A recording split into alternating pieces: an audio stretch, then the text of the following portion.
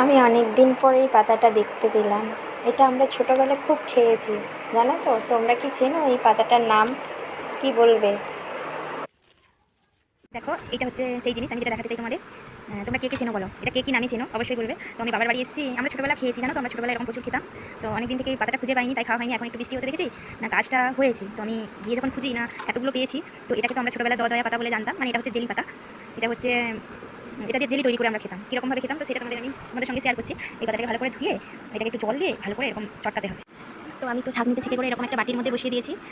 বেশি সময় লাগবে না, 5 মিনিট পর এসে আমি এটাকে দেখবো এটা বসেছে কিনা। তোমরা তো আমি 5 মিনিট বসিয়ে রেখেছিলাম, এর বেশি সময় লাগেনি। দেখলাম তো বসে গেছে জিনিসটা, তোমাদের দেখাচ্ছি।